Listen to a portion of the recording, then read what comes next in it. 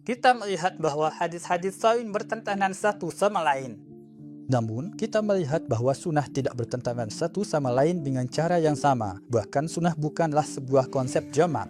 Karena maknanya, sunnah adalah satu konsep tunggal, sebuah konsep yang memiliki struktur holistik. Sunnah Nabi Muhammad SAW memiliki karakter yang universal dan selalu bermakna. Namun, seperti yang sudah kita katakan, hadis-hadis itu bermakna sesuai dengan kondisi pada masa itu. Jadi, pada masa itu ketika Nabi kita makan dengan 3 jari, itu adalah sesuatu yang sangat benar, indah, dan bersih. Tapi hari ini jika kita makan dengan 3 jari, kita tidak mendapatkan kesan kebersihan yang sama di sini. Kita mungkin tidak bisa melihatnya. Perkataan, perbuatan, dan persetujuan Nabi adalah bagian dari sirah Nabi kita. Itulah yang disebut hadis. Kita bisa mengibaratkannya seperti adegan dalam sebuah film. Di setiap hadis ditampilkan satu adegan dari kehidupan Nabi kita.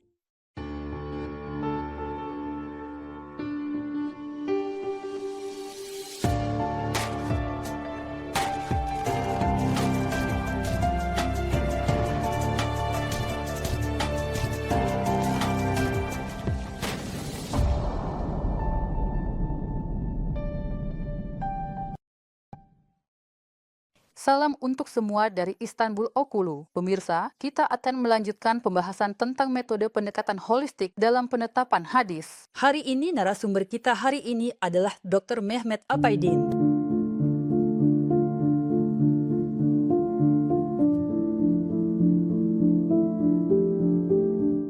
Selamat datang, Pak. Terima kasih, Pak. Sebelumnya kita sudah membahas soal pendekatan holistik. Bersama Anda, kami ingin melanjutkan sedikit tentang hal ini. Kita sudah membahas apa itu pendekatan holistik di episode sebelumnya. Sekarang, kami ingin membicarakan tentang hasil yang ditimbulkan dari penggunaan metode ini. Apa saja hasil yang kita hadapi ketika menggunakan metode ini? Di luar metode tradisional, ketika kita meneliti hadis dengan pendekatan holistik, hasil seperti apa yang kita dapatkan? Ketika kita meneliti hadis dengan pendekatan holistik, pertama, kita bisa memanfaatkan semua riwayat yang terdapat di banyak sumber hadis, bahkan juga di sumber sejarah dan sirah. Kita pun membangun sebuah sistem yang memungkinkan untuk menilai semuanya secara bersama dalam kerangka metodologi tertentu. Dan sebagai hasil dari metode ini, kita memperoleh informasi yang lebih luas tentang ucapan, perbuatan, dan persetujuan Nabi, dan tentang sebab-sebab dari ucapan, perbuatan, dan persetujuan tersebut. Serta mengenai akibat-akibatnya juga, kita mendapatkan banyak data baru yang tidak bisa kita pelajari hanya dari hadis saja. Kita jadi punya kesempatan untuk berinteraksi dengannya. Ternyata hadis-hadis saja tidak selalu cukup untuk menjelaskan suatu topik secara terang. Pada titik ini, dengan menggunakan metode pendekatan yang menyeluruh, banyak hadis yang sebelumnya sulit kita pahami menjadi lebih jelas dan benar. Baik dalam hal penangkapan maupun pemahamannya, semuanya jadi lebih mungkin dilakukan. Dan ketika kita menilai semuanya secara bersamaan, ketika kita menerapkan ini pada hadis-hadis, sampai hari ini saya sudah meneliti sekitar 400 hadis. Maksud saya di sini bukan soal jumlah hadisnya. Sebenarnya, saya meneliti peristiwanya. Tentu saja, dalam proses ini saya menggunakan ribuan hadis yang berkaitan dengan hal tersebut. Hanya beberapa di antaranya yang sudah dipublikasikan. Sisanya masih menunggu untuk dipublikasikan. Akibat dari temuan tersebut, secara umum Rasulullah Shallallahu Alaihi Wasallam sebuah pemahaman baru tentang hadis dan sunnah beliau. Tampak bahwa pemahaman ini mulai muncul. Menurut pemahaman ini, ucapan, perbuatan, dan persetujuan Nabi Shallallahu Alaihi Wasallam disampaikan kepada kita dalam bentuk teks. Namun, teks-teks ini telah digunakan dalam proses sejarah lainnya. Seperti yang saya sebutkan di video, terjadi ringkasan. Karena teknik ringkasan dan periwayatan secara makna, teks-teks tersebut menjadi terpecah-pecah. Namun, ketika kita menggabungkannya, kita bisa keluar dari kondisi terpecah-pecah ini. Dan kali ini, makna sebenarnya yang dimaksudkan Nabi Shallallahu Alaihi Wasallam dalam hadis-hadis tersebut menjadi lebih jelas. Saya menyebutnya sebagai sunnah. Kita melihat bahwa hadis-hadis tampak saling bertentangan. Tapi sunnah Tidak saling bertentangan seperti itu. Bahkan sunnah bukanlah sebuah konsep zaman. Karena dari segi makna, ia adalah satu konsep tunggal. Kita melihat bahwa sunnah adalah satu konsep yang memiliki struktur holistik. Jadi sebenarnya, hadis-hadis itu dengan istilah bahasa Inggris yang saya sebut integratif. Terdiri dari bagian-bagian seperti potongan-potongan sebuah gambar. Merupakan struktur yang terdiri dari potongan-potongan tersebut. Dan ketika kita menyatukan potongan-potongan ini, kita bisa melihat keseluruhan gambarnya. Inilah gambaran keseluruhan yang kita lihat tentang sunat. Sebuah informasi tentang sunnah. Namun sunnah berada di balik hadis-hadis dan adalah kesatuan yang tidak bisa dipisahkan. Jadi, dalam setiap tindakan Nabi Muhammad SAW, kita melihat satu makna yang sama, ruang. Bertujuan untuk berperilaku sesuai dengan Al-Quran dan agama. Jadi, seluruh tujuannya adalah menjadi manusia yang baik, melakukan amal saleh, dan mengajak orang lain untuk ikut serta dalam amal saleh yang dikerjakannya. Dan inilah yang kita sebut sebagai tazkiyah. Dalam metode klasik juga ada hal ini. Berusaha membuat orang menjadi manusia yang baik. Itulah seluruh tujuannya. Namun, tindakan-tindakan yang dilakukan bisa berbeda-beda tergantung pada tujuan ini. Oleh karena itu, pertentangan antara hadis-hadis tidak menjadi masalah. Menurut pendekatan ini, di sini kadang-kadang juga bisa muncul pertentangan antara sunnah dan hadis. Ucapan, perbuatan, dan persetujuan Nabi Muhammad SAW dengan baik pada masa Nabi Muhammad SAW ketika beliau melakukannya, hal itu sekaligus menjadi hadis dan sunnah. Namun di zaman sekarang, ucapan, perbuatan, dan persetujuan yang sama bisa tetap menjadi hadis, tetapi belum tentu menjadi sunnah. Kalau kita mau memberikan contoh, pada masa Nabi Muhammad SAW, ketika beliau hijrah dari Mekah ke Madinah, para sahabatnya di Madinah kepada beliau membawakan makanan di dalam sebuah kotak kayu. Makanan itu dibawakan kepada beliau. Makanan yang dibawakan itu mirip dengan apa yang sekarang kita sebut sebagai Iskender dan para sahabat Nabi Shallallahu Alaihi Wasallam. Datang dari pekerjaan, mereka bekerja di ladang, mengurus pertanian. Tanpa mencuci tangan, mereka langsung makan. Mereka makan dari tengah, kanan, kiri, dan pakai telapak tangan. Nabi Muhammad SAW merasa kurang nyaman dan berkata, "Jangan masukkan seluruh tanganmu ke makanan.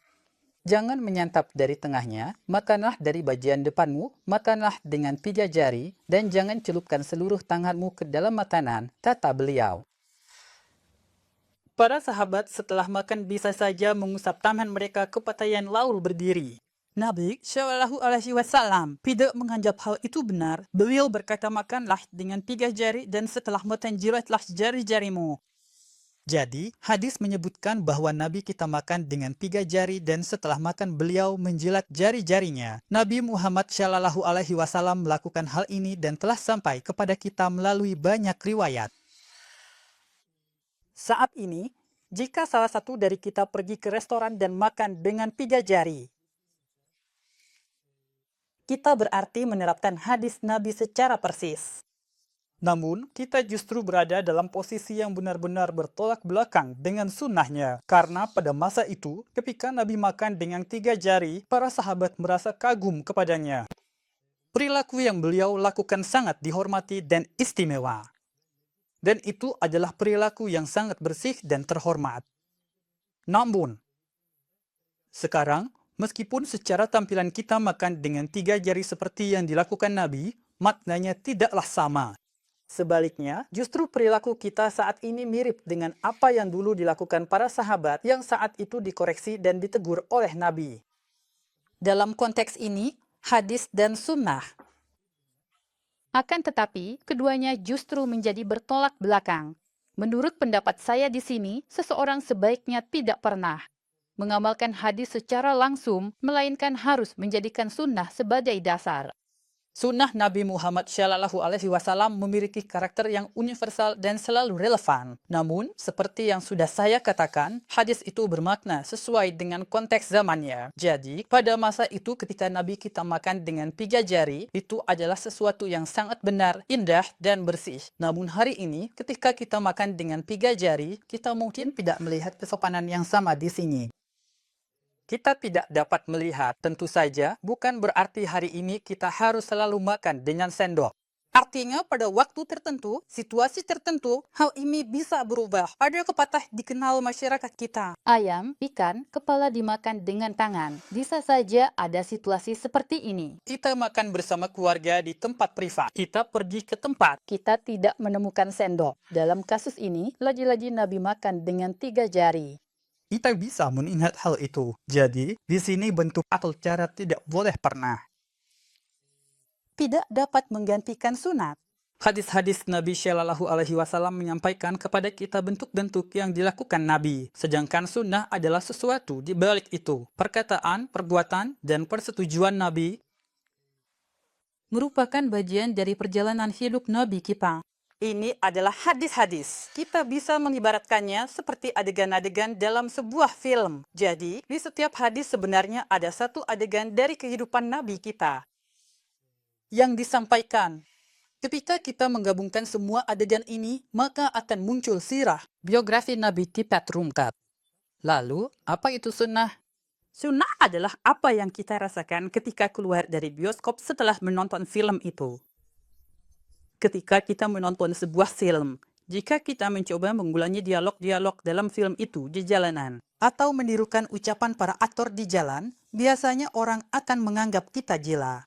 Misalnya, jika kita mengambil pedang dan keluar ke jalan, mencoba memerankan adegan dari film sejarah, orang akan bilang kita tidak waras. Apa yang sebenarnya diharapkan dari kita? Ada pesan yang ingin disampaikan oleh sutradara kepada kita melalui adegan-adegan dan dialog-dialog itu, pesan yang disampaikan secara tidak langsung. Meskipun sutradara tidak menyampaikan pesan itu secara langsung, karena kalau dilakukan secara langsung, filmnya akan terasa lucu dan tidak berkualitas. Tapi pesan yang ingin disampaikan secara tidak langsung itu tetap sampai kepada kita. Apa itu? Yaitu, misalnya persaudaraan, kebaikan, seperti nilai kebebasan, setiap sutradara punya hal-hal yang ia rancang sendiri di dalam pikirannya. Begitu pula, perkataan, perbuatan, persetujuan, dan kehidupan Nabi itu sendiri seperti sebuah film, dan itu memiliki sebuah pesan. Pesan ini, baik dari Nabi sendiri, maupun dari Allah Subhanahu wa Ta'ala yang mengutusnya, disampaikan kepada kita sebagai sebuah teladan yang baik untuk menyampaikan pesan tertentu. Dan pesan ini bukanlah pesan yang bisa diambil secara langsung hanya dengan meniru hadis-hadis.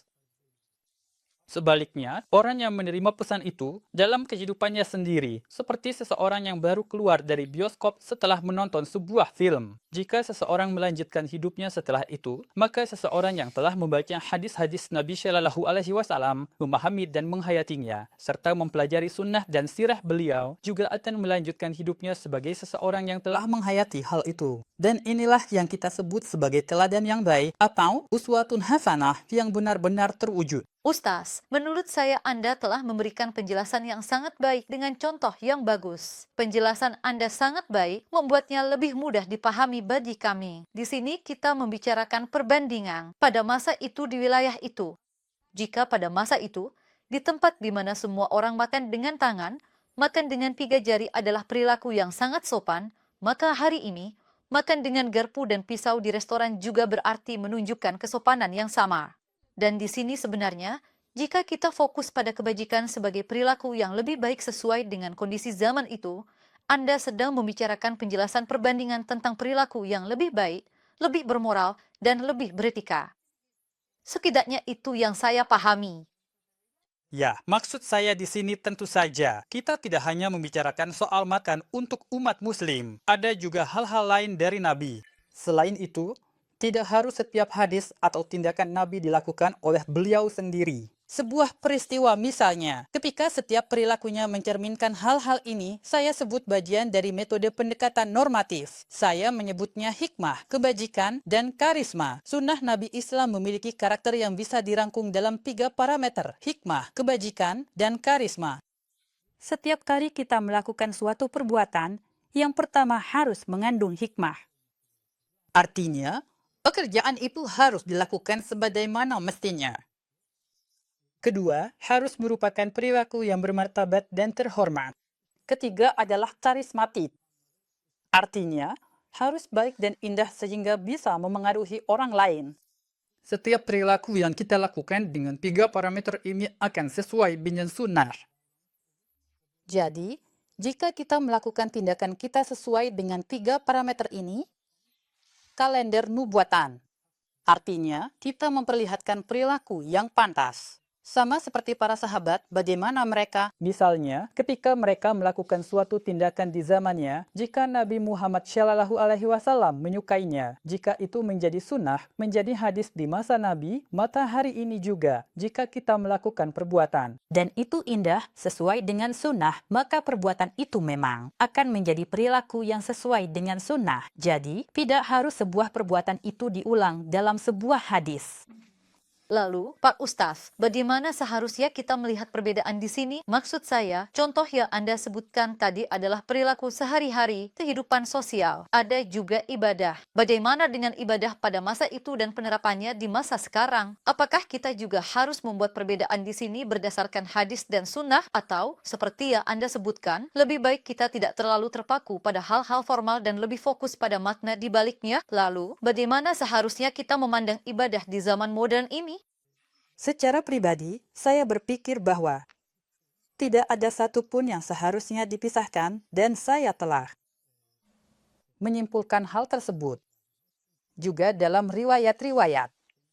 Karena kita melihat bahwa pada masa Nabi Muhammad SAW sendiri, ibadah-ibadah yang beliau lakukan dalam kehidupannya juga selalu menunjukkan variasi.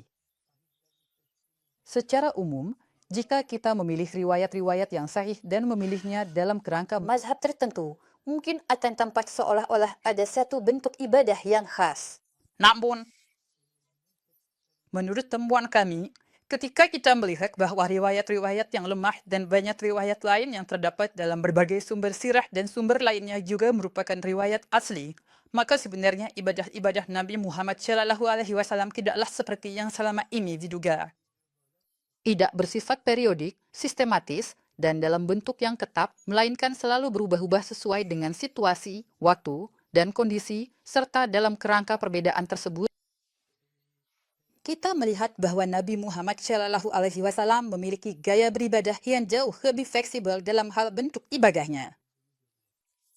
Oleh karena itu, jika fleksibilitas ini hilang dan dibatasi pada hal-hal tertentu, maka pada akhirnya, hal ini bisa berkembang menjadi pipik di mana akan terjadi benturan dengan alur kehidupan.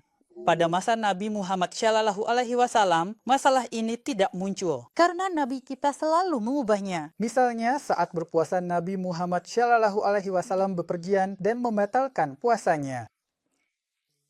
Ketika beliau membatalkan puasanya jika dalam perjalanan puasa boleh dibatalkan. Padahal kita berpikir seperti ini karena Nabi membatalkan puasanya dan ayat-ayat tentang ini turun. Namun saat itu keadaannya tidak seperti itu.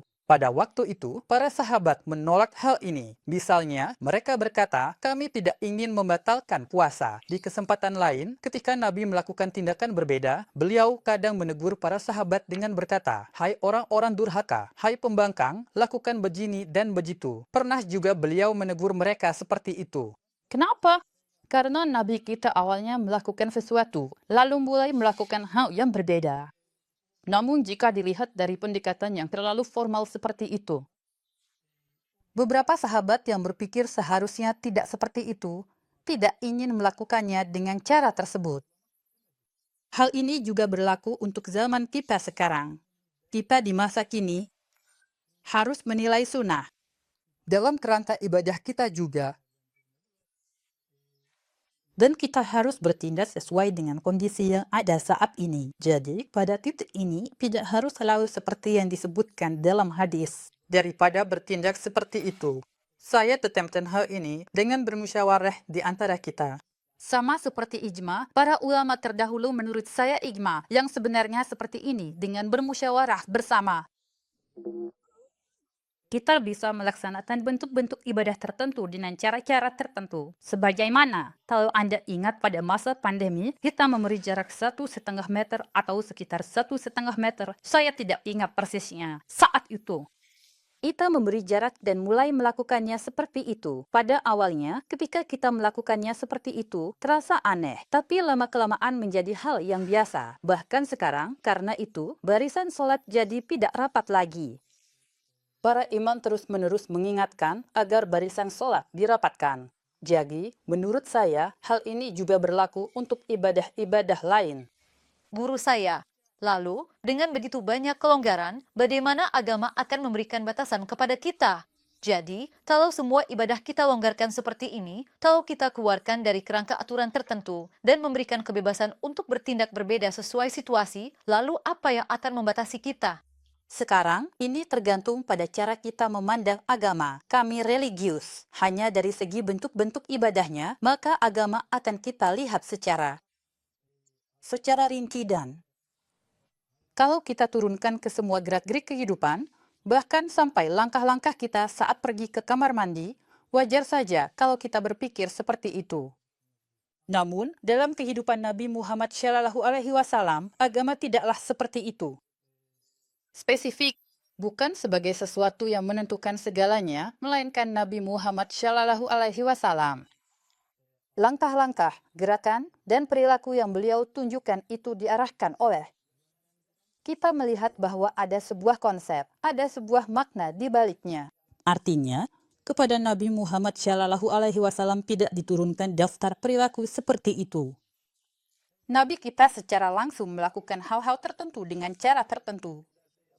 Misalnya, beliau pergi haji. Saat ditanya bagaimana melakukannya, beliau marah. Jadi, ada contohnya. Dalam sejarah beliau berkata, lakukanlah seperti yang kalian lihat aku lakukan. Beliau melakukannya dengan caranya sendiri. Ketika beliau berkata, lakukan seperti yang kalian lihat, kita menganggapnya sebagai sesuatu yang mutlak. Namun, itu adalah sesuatu yang dia katakan kepada teman-temannya. Itu, ketika dilakukan seperti yang beliau contohkan, seperti yang saya sebutkan sebelumnya, Nabi kita bisa bersikap dengan cara yang sangat berbeda-beda. Jadi, sholat jenazah yang dilakukan oleh Nabi Muhammad SAW. Bahkan sholat yang kita kenal pun sebenarnya tidak selalu sama persis satu dengan yang lain, tidak semua gerakannya identik. Dalam situasi jenazah yang berbeda, beliau mengucapkan takbir dengan jumlah yang berbeda dan bersikap dengan cara yang berbeda pula. Kadang beliau mensolatkan jenazah di samping kubur, kadang juga tidak. Bisa Anda berikan contohnya, Ustaz? Adakah hadis tentang sholat jenazah ini? Misalnya hari Nabi Muhammad SAW di masjid ada seorang wanita berkulit hitam. Seorang wanita yang biasa membersihkan masjid. Beliau tidak melihat wanita itu. Dia bertanya saat melihatnya, di mana dia? Sahabat menjawab, dia sudah wafat. Kami juga yang menguburkannya. Kenapa kalian tidak memberitahuku? Beliau berkata, mereka berkata, wahai Rasulullah, engkau sangat lelah. Harus bergegas ke sini menghadiri jenazah. Kami pikir biar kami saja yang menguburkannya agar tidak merepotkanmu. Mendengar itu, Nabi kita berpikir bahwa mereka menganggap wanita itu tidak penting. Memang dalam riwayat disebutkan demikian. Hal ini tercantum di sana. Artinya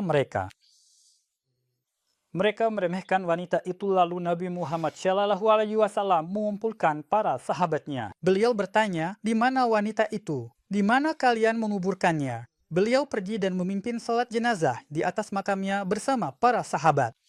Sekarang, bagaimana kita memandang hal ini? Kitab-kitab fikih dan hadis kita membahas misalnya apakah boleh sholat di atas makam, berapa kali takbir yang diucapkan, apa dikatakan seterusnya. Padahal pesan utama di sini adalah ini. Milikmu, saya tidak bisa menerima jika kalian meremehkan dan menganggap remeh seorang wanita di sana. Apa yang dilakukan untuk semua orang harus juga dilakukan untuk wanita itu. Bahkan dia lebih pantas mendapatkannya. Sebenarnya beliau menegur para sahabatnya bahwa kita juga harus berbuat sama pada wanita itu. Beliau memberikan peringatan kepada mereka dan mengarahkan mereka pada suatu perilaku tertentu dengan cara tertentu. Jadi, apa yang seharusnya kita ambil sebagai sunnah di sini? Jangan pernah meremehkan siapapun, maksudnya, bahkan seorang pekerja biasa yang bekerja di suatu tempat. Bahkan terhadap pekerja paling sederhana di sebuah perusahaan pun, kita tidak boleh meremehkannya. Seharusnya kita memahami ini sebagai sunnah dan menata hidup kita sesuai dengan itu. Namun, kita malah sibuk memperdebatkan apakah salat jenazah boleh dilakukan di kuburan atau tidak, boleh atau tidak boleh, dan semacamnya. Kita justru mengalihkan persoalan ini ke arah baru, di mana struktur dan ibadah yang dilakukan di sana menjadi sedikit tidak dianggap penting. Menurut saya, ini juga merupakan sebuah kekurangan. Saya pikir ini adalah kekurangan yang serius dalam penerapan sunnah Nabi. Di sini juga ada poin-poin yang sangat menarik terkait dengan karakteristik orang yang disolatkan jenazahnya. Faktanya, dia adalah seorang perempuan berkulit hitam dan seorang pekerja. Sebenarnya, semua itu adalah dirinya. Di masyarakat pada masa itu, pada zaman itu, dia dianggap sebagai seseorang dari kelas bawah, seseorang yang dipandang rendah. Namun di sini, ada sebuah tindakan yang menonjolkan nilai yang diberikan Nabi kita kepadanya. Ya, benar sekali. Dan di mana kelanjutan dari sunnah ini terlihat di sini? Misalnya, Nabi Muhammad mengangkat Bilal bin Rabah, menaikkannya ke atas tabah dan memintanya mengumandangkan azan. Atau berteman dengan Bilal, atau berteman dengan budak-budak kulit hitam lainnya selama masa Mekah. Hai orientalis, kalianlah yang menyebarkan orang-orang di sekitar kalian. Setelah itu, kami akan mengikutimu. Meskipun mereka berkata, kami tidak mau berurusan dengan budak, anak-anak, atau urusan kekanak-kanakan, beliau tetap bisa duduk, makan, dan minum bersama seorang budak. Disinilah kita melihat kesatuan dari sunnah itu. Jadi Bilal, Nabi yang naik ke puncak Ka'bah dan mengumandangkan azan, menilai baik budak berkulit hitam maupun wanita di sana dengan cara yang sama. Dan di sini kita bisa melihat dengan jelas betapa sunnah itu memiliki karakter yang sangat menyeluruh dan universal. Namun, ketika kita menilai karakter ini hanya melalui hadis-hadis,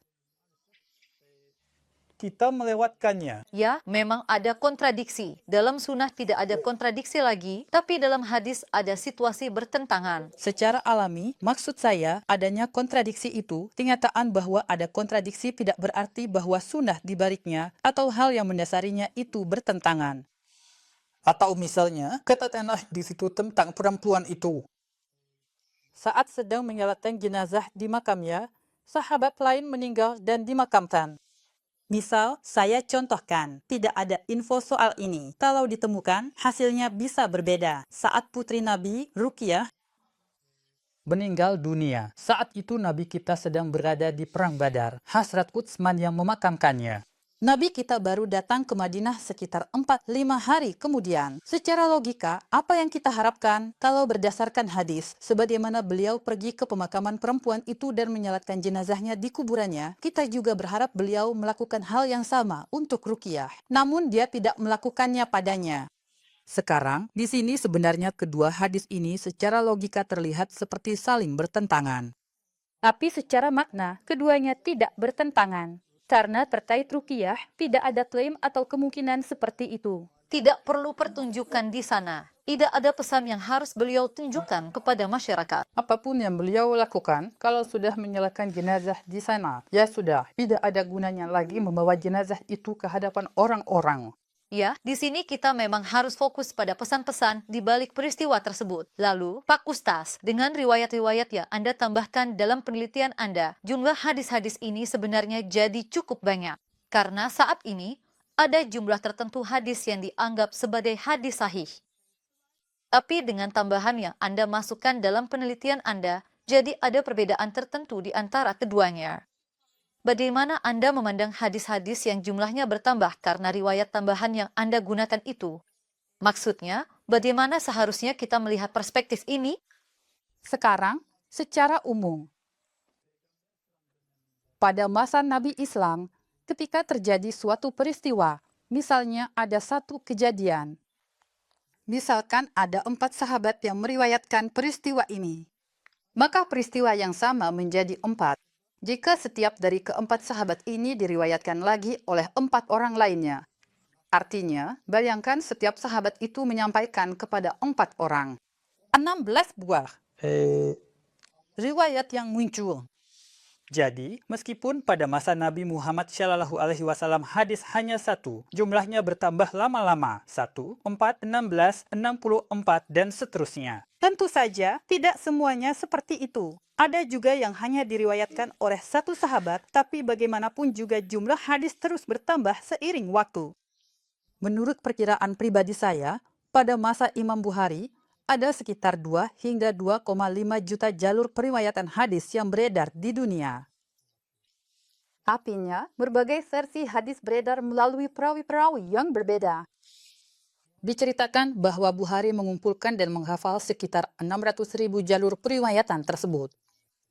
Dari 600.000 jalur periwayatan itu, Bukhari memilih sekitar 4.000 hadis, bahkan jumlahnya tidak sampai 4.000 yang menurutnya paling sahih. Namun, dalam kitab Sunan memang ada lebih dari 7.000 hadis, tapi sebagian di antaranya adalah pengulangan. Saya katakan ini setelah mengeluarkan hadis-hadis yang berulang. Jadi, jika kita pikirkan semua hadis, jumlah hadis sahih tidak melebihi Oktober 15.000. Artinya, inilah jumlah hadis sahih yang dipakai dalam literatur hari ini. Menurut saya, sekarang ada sekitar 4,5 juta catatan sejarah hadis di perpustakaan dunia. Dulu, jumlahnya sekitar 2,5 juta. Seiring waktu jumlahnya bertambah sedikit. Sekarang sekitar 4,5 juta hadis. Kurang lebih, jumlahnya bisa keluar seperti ini. Jadi, 4,5 juta ini, hadis-hadis ini, kita sebut tarik. Tarik-tarik ini punya kemiripan, keterlibatan satu sama lain. Sudah dibahas di video sebelumnya, kalau Anda ingat. Jika kita memperhitungkan hubungan kekerabatan ini, kita bisa mengurangi jumlahnya, tapi kenyataannya tidak sesederhana itu. Setiap hadis bisa memiliki tambahan yang tidak ada pada hadis lain. Tambahan ini disebut ziyadah dan tambahan-tambahan ini. Sebenarnya, tentang kehidupan, hadis, dan sunnah Nabi Muhammad SAW, tambahan ini memberikan kita berbagai informasi berbeda, meskipun kecil. Ketika kita menggabungkan semuanya, dengan metode pendekatan menyeluruh tadi saya sebutkan, kita mendapatkan kesempatan memperoleh data baru. Dari sini bisa sampai pada poin berikut. Saat ini, di dunia Islam, dalam hal penetapan sunnah Nabi atau hadis-hadis, dari data yang ada, hampir hanya 2% atau 3% saja yang benar-benar bisa digunakan sepenuhnya. Yang lainnya hanya digunakan untuk pertimbangan atau hal-hal penjelas lainnya. Tetapi, sayangnya kita tidak bisa benar-benar memanfaatkan semuanya secara maksimal. Tentu saja ada alasan historis di balik seleksi ini. Mungkin kita bisa membahasnya di program yang terpisah. Mengapa tidak semuanya digunakan? Pepatah. Tapi pada akhirnya, ketika Anda memilih hadis-hadis tertentu, otomatis akan muncul gambaran tertentu tentang Nabi. Dan gambaran ini, Nabi sejati. Sejauh mana ia mencerminkan sunnah atau kehidupan nyata Nabi?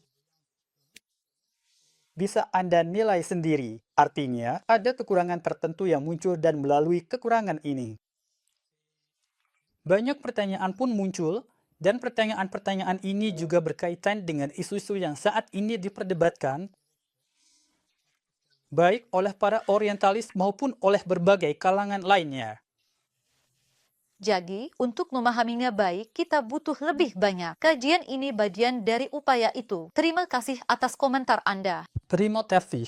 Pemirsa, hari ini kita telah membahas tentang hasil pendekatan holistik dalam mengkaji hadis. Pada hari ini, sampai jumpa di episode berikutnya. Sampai jumpa.